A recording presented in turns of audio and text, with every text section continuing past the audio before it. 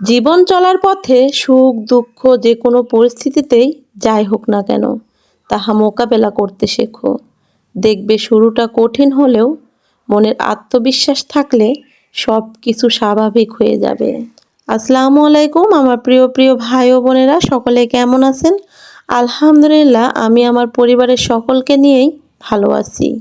আজকে সকাল সকালই বাড়ির কাজকাম সেরে খাওয়া দাওয়া সেরে রেডি হয়ে যাচ্ছি নাটোর বাজারে। আমাদের এলাকায় এই নাটোর বাজারেই অনেক কিছু পাওয়া যায়। আমাদের এলাকার মানুষ বা আমরা যে কোনো কেনাকাটা করতে হলেই নাটোর বাজারে যাই। আর আজকে যাচ্ছি শপিং করতে। আমাদের বাড়ির সামনে থেকেই এলাকার ভ্যান গাড়িতে উঠে পড়লাম। আর আপনারা যারা দেখেন আমার ভিডিওগুলো তারা তো জানেন যে আমাদের এলাকায় কিন্তু ভ্যান গাড়িতে যাতায়াত করি। আমাদের ভ্যান গাড়িতে উঠতে কিন্তু ভালোই লাগে, কারণ এরকম খোলা আকাশের নিচে রাস্তা দিয়ে ভ্যান গাড়িতে বাতাস খেতে খেতে যাচ্ছি, একদম প্রাণটা জুড়িয়ে যাচ্ছে। আর গ্রামের সবুজে ঘেরা একদম মুক্ত হাওয়া বাতাস গায়ে এসে লাগে। আর এরকম গরমে কিন্তু ভ্যান গাড়িতে উঠে বেড়াতে খুবই ভালো লাগে। বাড়ি থেকে ভ্যান গাড়ি নিয়ে আমরা বিশ্ব রোড পর্যন্ত আসলাম, আর বিশ্ব রোডে এসে অটো গাড়ি নিলাম। এই অটো গাড়ি নিয়েই একদম নাটোর শহরে পৌঁছে যাব।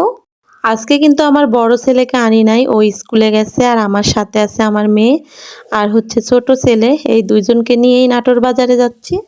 আজকের যে কেনাকাটা হবে সেটা কিন্তু আমার জন্য না, আমার ছেলে মেয়েদের জন্য। আর কোরবানি ঈদ যেহেতু সামনে, এই ঈদে কিন্তু তেমন কেনাকাটা করা হয় না। সবাই কিন্তু কোরবানি নিয়েই অনেকটা ব্যস্ত।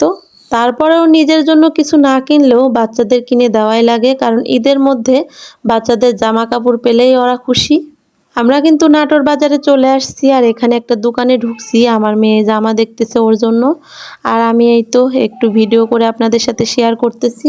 একটা মেয়ে যখন মা হয় তখন থেকে তার শখ আহ্লাদ সুখ স্বাচ্ছন্দ্য সব কিছুই বিসর্জন দিয়ে দেয় বাচ্চাদের জন্য। যে কোনো খাবার খেতে গেলেও মনে হয় এই খাবারটা না আবারও রেখে দিই, বাচ্চারা খাবে। বা কোনো একটা পোশাক নিতে গেলে মনে হয় না এই পোশাকটা আমি নেব না, বাচ্চাদেরকে দেব। মানে প্রতিটা কাজে হচ্ছে মায়েরা কিন্তু স্যাক্রিফাইস করে।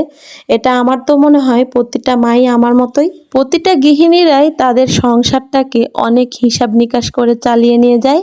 সংসারের স্বামীরা ইনকাম করে টাকা উপার্জন করে, কিন্তু সংসারের যে মেয়েরা আছে বউয়েরা আছে তারা কিন্তু খুব হিসাব নিকাশ করে টাকাগুলা খরচ করে।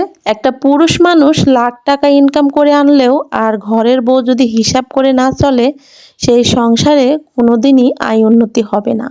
তারপরও একটা কথা সবসময় আমি বলি বা আমার মনে হয় যে পুরুষ মানুষ ইনকাম করে কিন্তু তাদের টাকার প্রতি অনেকটাই মায়া কম আছে, কিন্তু একটা ঘরের বউ তারা কিন্তু টাকাকে অনেক মায়া করে, যত্ন করে, ভালোবাসে। আর টাকাগুলাকে খুব হিসাব নিকাশ করেই খরচ করে।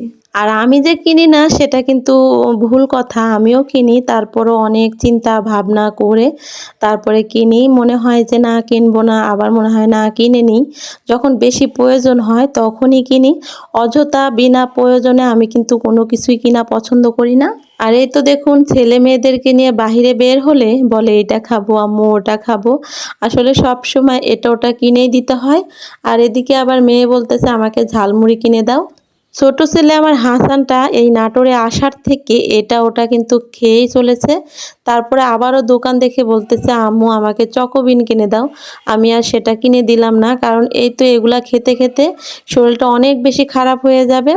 আর এই তো আমার মেয়ের ঝালমুড়ি অনেক বেশি পছন্দ, সেই জন্য ওকে আবার ঝালমুড়ি কিনে দিলাম। ঝালমুড়িটা কিনে দিয়ে এদিকে এসে দেখি আবার লিচু বিক্রি করতেছে। আর আমার বাচ্চাদের সবারই লিচু অনেক বেশি পছন্দ।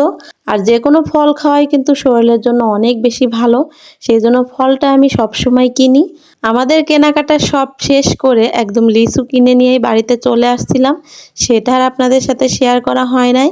আর আজকে কি কি কিনলাম সেটাও আপনাদের সাথে শেয়ার করব না, কারণ আরেকবার ঈদে যে কেনাকাটা করছিলাম সেটা আপনাদের সাথে আগেই শেয়ার করছিলাম।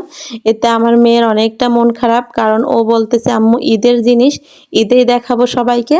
আমার মেয়ের কাছে মনে হয় যে ঈদের জিনিসগুলো যদি আগেই দেখাই ফেলি তাহলে ওদের ঈদটাই যেন পুরাতন হয়ে যায়।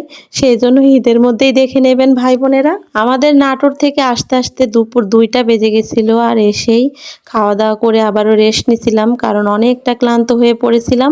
আর আমার ছোট ছেলেটাও কিন্তু অনেকটা হাঁটাহাঁটি করছিল, ও ঘুমাই গেছিল। এখন এই তো প্রিয় ফল আমার ছেলেদের লিচু, সেটাই বসে বসে খাচ্ছে আর আপনাদের সাথে শেয়ার করতেছি। আমি তো আপনাদের সাথে আমার সুখ দুঃখ সবকিছুই শেয়ার করি। আর আমার ভিডিওটি আজকে কেমন লাগলো সেটা অবশ্যই কমেন্টে জানাতে ভুলবেন না। আর আজকের ভিডিওটি এখান থেকেই কিন্তু শেষ করব। সবাই সুস্থ থাকবেন, ভালো থাকবেন। আল্লাহ হাফেজ। তাই দেখি কে কয়টা খাবে? আমি 10টা। আমি খাবো 10টা। তুমি 10টা খেতে পারবে? সত্যি? দেখি তো কে কত খেতে পারে। আর কে কে